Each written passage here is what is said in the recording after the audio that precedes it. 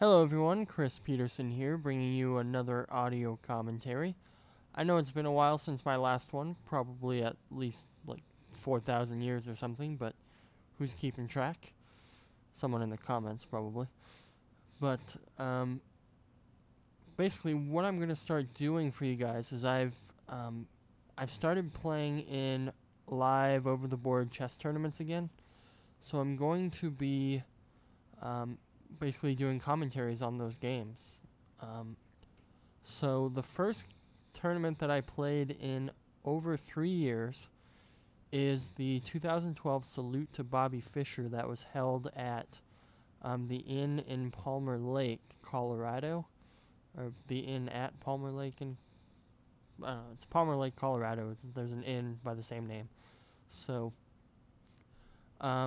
basically it's a tournament in honor of Bobby Fischer and all of his great accomplishments and all that jazz. But I have to say, I'll be the first to admit that I'm not the biggest fan of Bobby Fischer. I mean, he was a great player, one of the best, if not the best ever. He was relentless over the board, and he had this hunger for winning, which is something that I can definitely relate to. But there was something about his personality that had me wishing that he wasn't quite so successful. I mean, if he was a little more personable, chess would be a much more popular sport nowadays. That and he might have not have been a fugitive of sorts in the later years. Well, the patriot inside me kind of swells with pride about it because of his accomplishments. The chess player in me is fascinated by his games, but the person inside of me, a little bit of a hypocrite warning here, is kind of repulsed by his behavior, especially later on in life. But needless to say, I went to the tournament to play chess and not to idolize Bobby Fischer. But, I mean, with that little spiel out of the way, I do want to thank Fred Spell and Joe Fromme, who organized and directed the tournament, for putting on such a great event.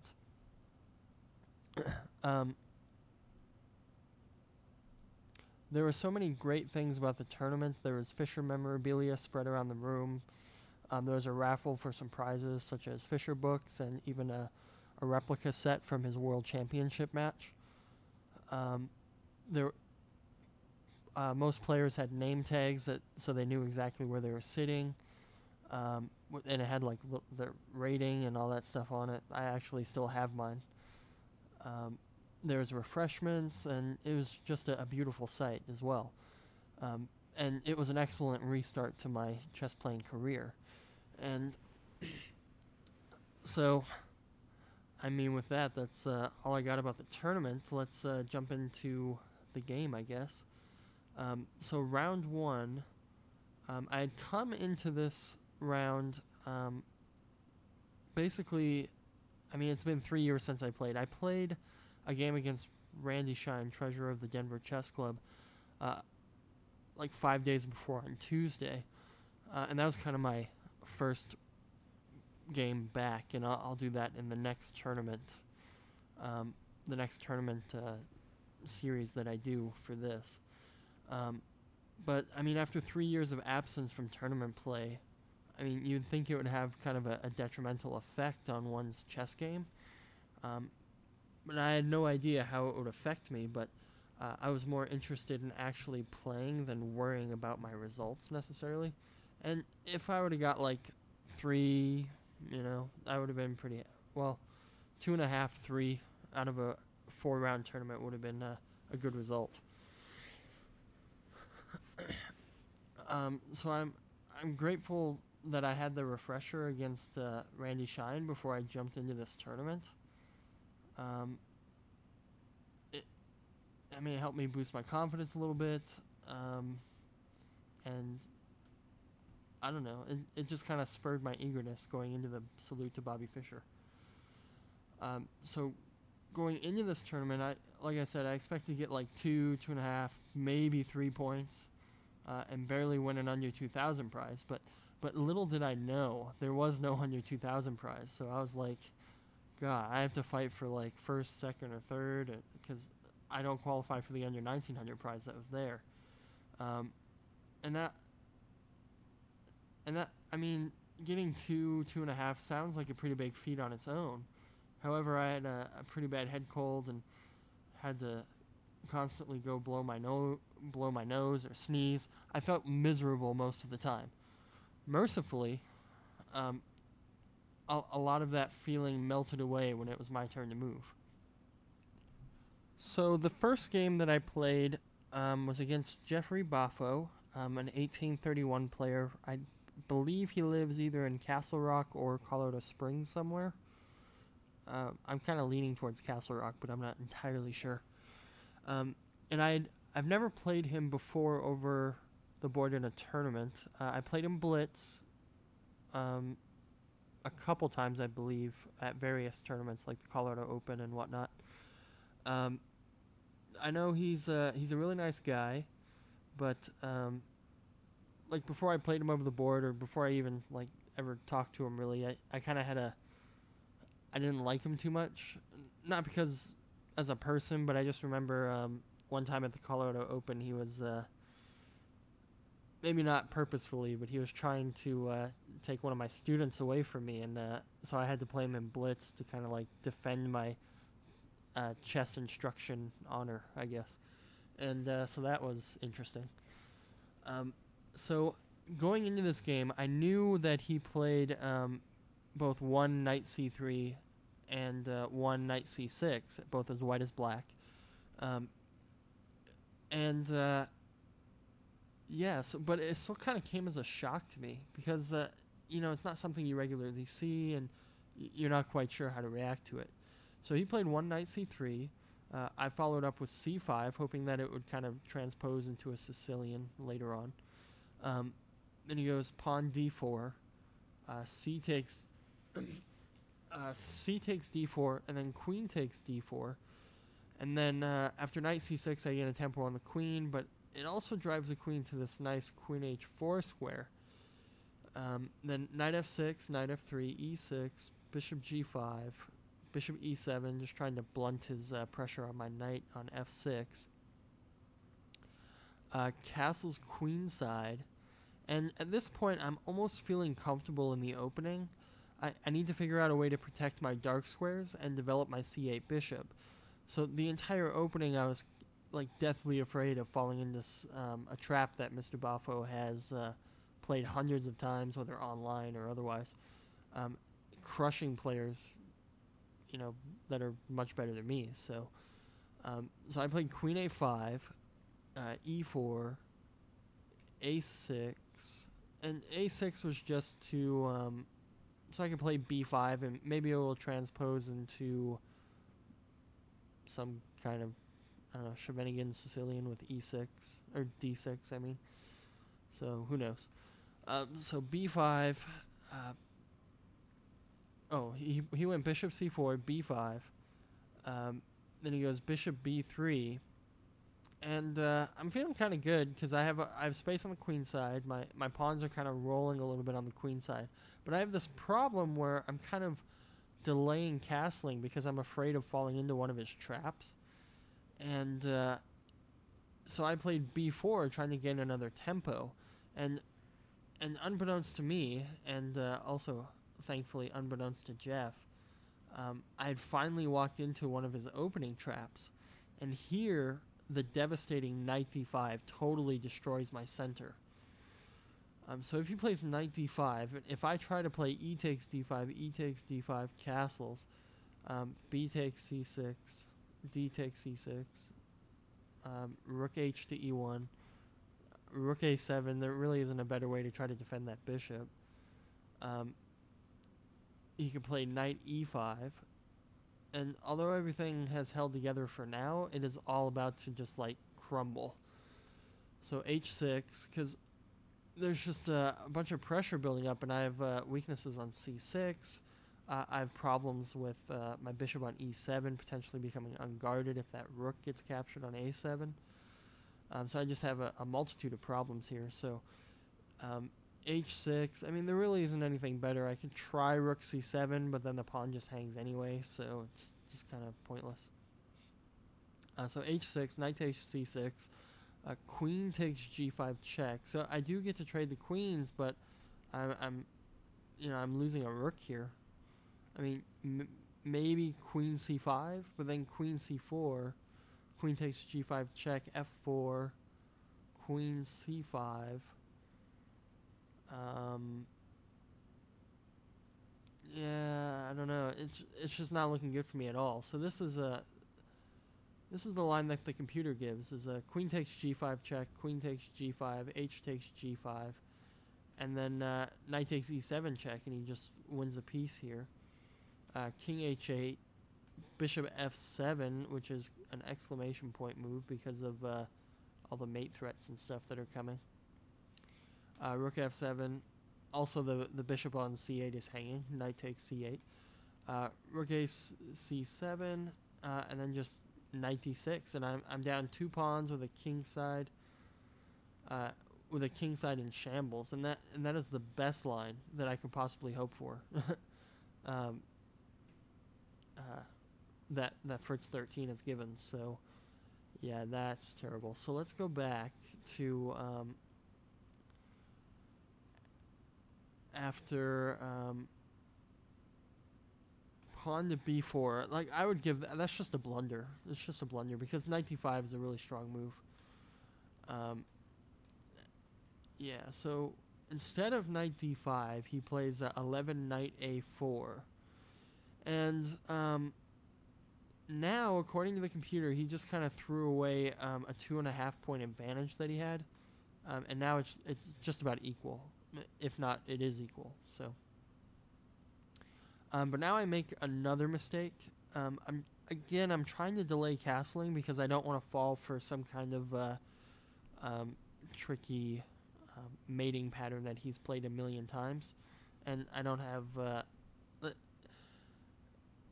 I could just like sit here and calculate it all out and make sure that I'm not getting mated if I castle king side here, but it was just easier to delay castling and play to defend my center, even though a king in the center is just like begging to get attacked. So, but I figured I could hold it back for a little while.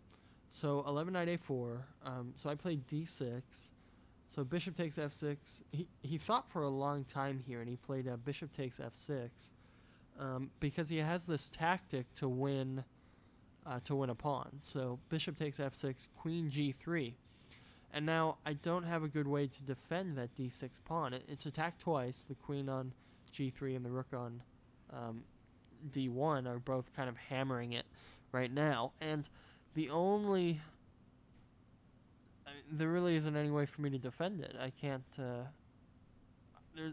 play d5. That's just asking to get attacked down the e file. So, and that doesn't even defend it enough times. So, but on the plus side for me is I was kind of happy to go down a pawn in this situation because it relieves a lot of the pressure on my center, and it helps me regain control of dark squares because he had to give up his dark square bishop in order to win the pawn. And then on top of that, I now have the bishop pair, which will be raking the center once I play bishop to b7. So knight e5, just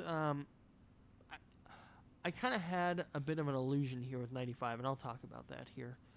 So rook takes d6, and I was thinking that he blundered with rook takes d6 because of knight takes f3. If he plays g takes f3, I can play bishop e5, basically winning at least an exchange.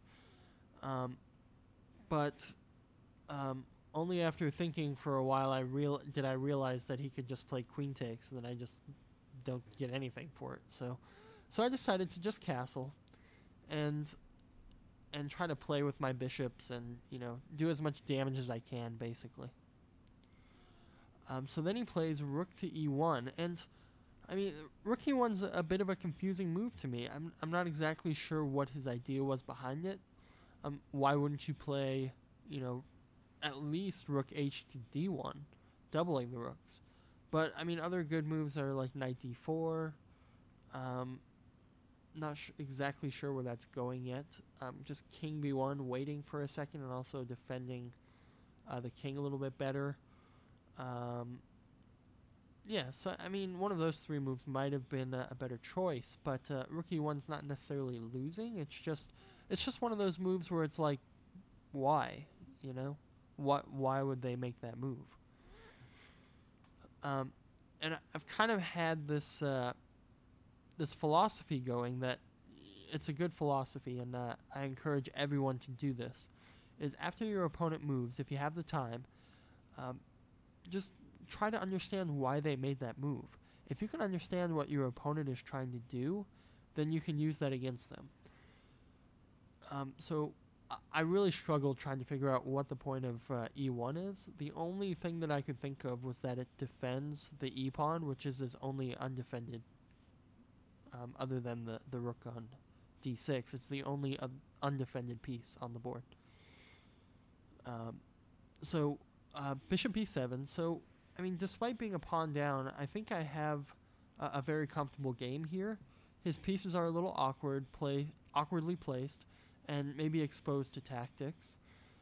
My raking bishops and central dark square control make up for the material deficit here. And the computer agrees with me, giving me a slight advantage here of 0.44. So, you know, I'm not just blowing smoke here. I'm actually, you know, somewhat familiar with what I'm talking about, I guess. So now he plays knight b6, and I can understand why he plays knight b6. It's an interesting move, gains the tempo on the rook potentially, but at the same time, it kind of prevents his rook from moving. His rook on d6, lest he leave the knight on b6 undefended. So that gave me a chance to play a series of tactics that might help me win material here. So I played queen c5, but knight takes f3 is much better. So after queen takes f3, bishop takes b2 check, and then I win the rook with queen e5 check after king takes b2. So that would have been a pretty good line for me. So king b1, queen takes d6, knight takes a8, rook takes a8, and material's now equal, but his queenside pawns are isolated, and I have the makings of a fairly strong attack on his king with moves like a5, a4, and so on. So that could have been a good chance for me there. So instead I played queen c5, thinking that if he takes my rook on a8, I'll be able to take his rook on d6, and then his knight on a8 will be trapped, and I'll be winning a piece. So that was my thinking there. But he could just play knight d7 here, and that kind of makes the whole thing kind of moot anyway. Because if I play knight takes knight, he can just play rook takes. If I play queen takes rook, then he could. He could take my bishop with check on f6. So, it starts to get pretty tactical here. He takes my bishop on f6, and then he could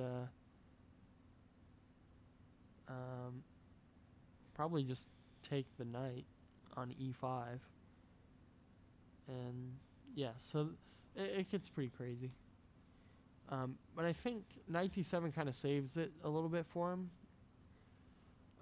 The line the computer gives is knight d7, knight takes d7, rook takes d7, bishop c6. So that's not really that interesting of a line. The line I'm kind of interested in is if I play queen takes rook.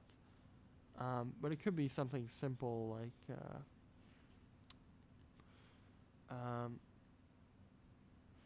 let me see, knight d7. Let me see what happens if I just take. So knight f6, king h8, knight takes e5. Okay, so yeah, after knight takes e5, I can't take the knight on f6 because he has discovered check. Or not discovered check, but he has a check with his knight on e5, which discovers an attack on my queen. So tactically, it doesn't work out for me that great. So I played queen c5, and then he plays he takes the rook on a8, and so here I'm just like, well, this looks pretty good for me, right? So I could just take his rook on d6, but then after then he can play knight b6, and his knight's escaping, right? Because my knight on e5 is not defended enough. So instead I played knight takes f3, g takes f3, and now bishop e5. And I thought this trapped his knight, as well as, won the rook back. So I thought I was just going to be up a piece. But Jeff, Mr. Baffo, is a very good tactician most of the time. And he found this nice move, rook d5, which just prevents me from winning a piece, basically. So now, in order for me to, regain all the material back, as I have to desperado my bishop and then take the rook and then take the knight, potentially. Yeah, so that's how that would work. And then it would just be even material. However, his pawn structure would be just hideous compared to mine. It would be hideous. So bishop takes b2 check, king takes b2, and now I blundered yet again. So I'm just on like a blunderfest in my very first game. But luckily it was early in the morning for Jeff as well. So e takes d5. I should play queen c3 check. So queen c3 check, king c1, bishop takes d5. Because now I'm hitting his rook. I'm hitting his rook on e1. So he has to go like rook e3, queen a1 check, king d2. More logical might be something like rook g1. Then I can just play bishop takes knight, and I think I'm doing great. So and then I just take his knight, and it's all good. So this line was much stronger than what I played. So let me see.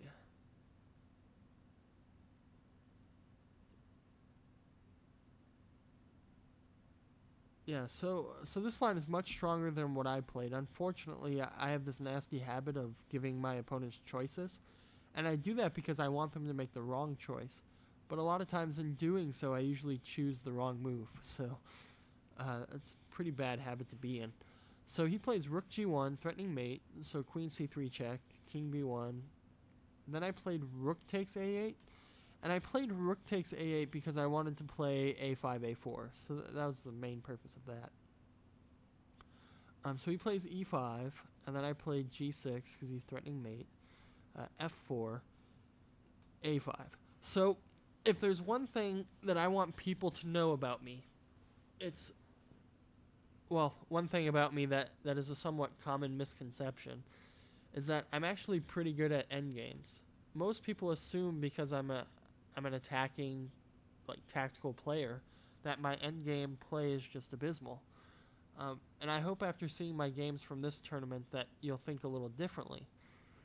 Because at least two of the games get down to somewhat complicated endgames, including this one. So he plays queen takes c3, and I can understand why he would trade queens here. I mean, his pawn structure is worse. And I think a lot of people think that if you have a bad pawn structure, trading pieces helps you because you have a chance to create weaknesses in your opponent's camp with your bad pawn structure, potentially, with moves like f5 here, or like c3, whatever. But when your pawn structure is worse, like if you have double pawns versus non-double pawns, trading down is the worst thing you could do, because this pawn structure that Jeff has is actually good for maneuverability. Look how many open files he has compared to me, right? So I have one I guess you could say two half-open files. One's shut down pretty hardcore with the e5 pawn. So pretty much the only file that I can do anything on is the c file. Whereas Jeff has potential for an attack down the g file if he can play f5 or h5. And he also has the makings for powerful pawn breaks with stuff like c6, c3, f5, h5, a3. It's just when there's this kind of pawn structure imbalance, the one that has the worst pawn structure usually has the most opportunity to make things happen, especially tactically. But you have to be extremely careful because when your pawn structure is in shambles like this, you don't have good control over key squares. So it's kind of a trade-off, and you need to have really active pieces in order to pull off a bad pawn structure like this. And unfortunately for Jeff, trading queens is not the right plan here for him at all. So queen takes c3, b takes c3. So looking at this endgame now, I feel that black is better. And the reason is because his king is in bad shape. The scope of his white bishop is relatively small, and he has doubled pawns that I may be able to pick off. Right? So I played he played a4, and now I just start bringing my king in because an active king is the key to the ending.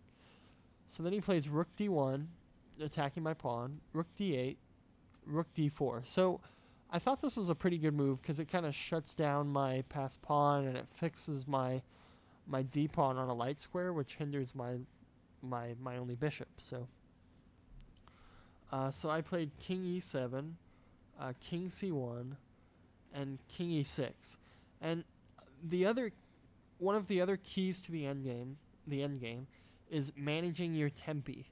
A move wasted in an endgame is a tragedy and possibly throws away the win or throws away the draw. So I realized right after I played king e6 that I wanted to play f6 and break up his pawns. So I could have done this from e7. Therefore, this move is just a complete waste. The only benefit to having king e6 in and then playing f6 is that I'm threatening to win the pawn. So it almost forces him to take the pawn. So then he plays bishop c4, and I played bishop c6. So it's kind of a lame way to invite his bishop back to b3. But I mean, his rook is defending the pawn on c4 if the bishop moves, so he could just move the bishop back to e2 or something. So, but he played bishop b3, and I felt basically he was giving up at this point. He could have tried getting his bishop out from behind that bind on d5 by going e2 or even d3. But anyway, I just played f6, e takes f6, king takes f6, king d1, and finally he's trying to activate his king. It's just too bad that it's a move too late.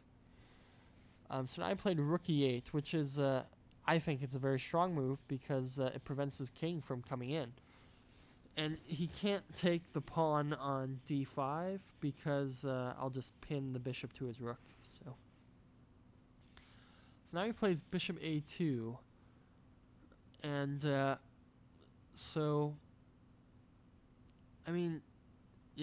bishop a2 is just kind of bleh. He could try f3 or maybe h3, just kind of kill a tempo.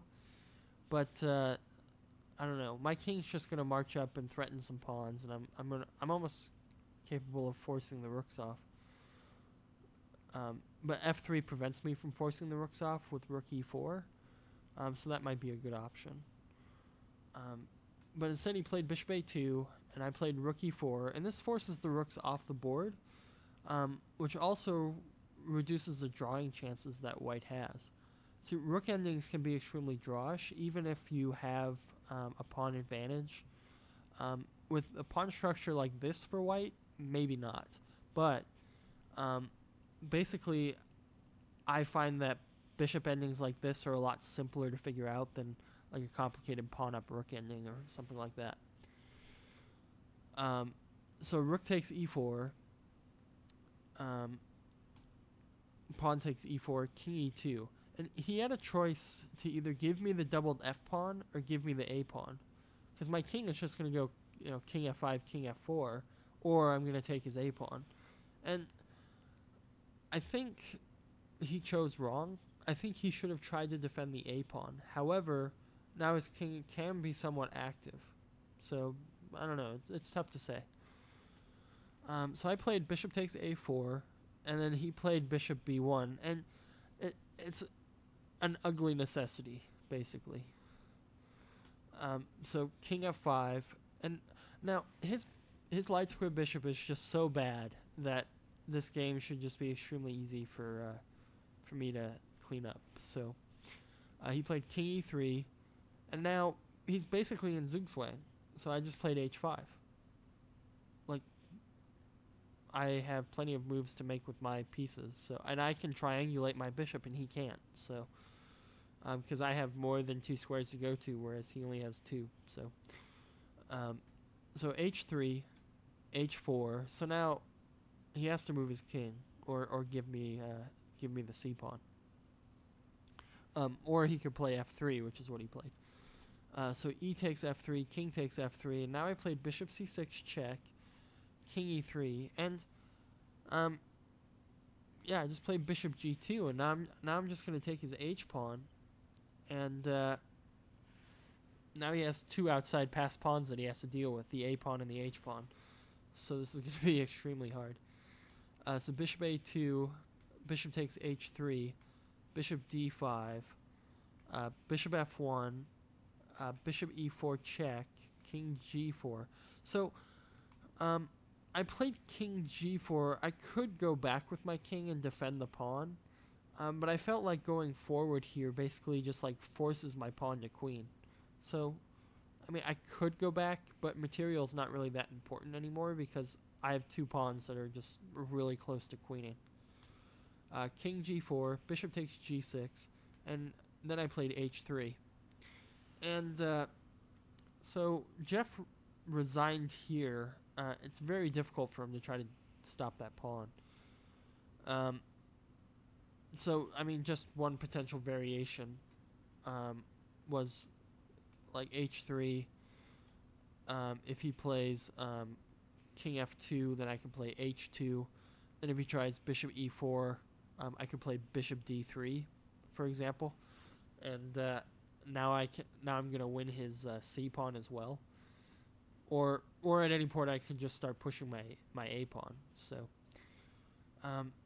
so all in all, I mean, it was a victory for me, but it was a very rocky start to this tournament, and yeah, so that's all I have for this game. The next game, round 2, I end up playing Brian Wall, who is a life master, as many of you people who have seen his videos know. So look forward to that. Please give me some comments or thumbs up. I don't even know what YouTube does anymore. So yeah, so I'll catch you guys next time.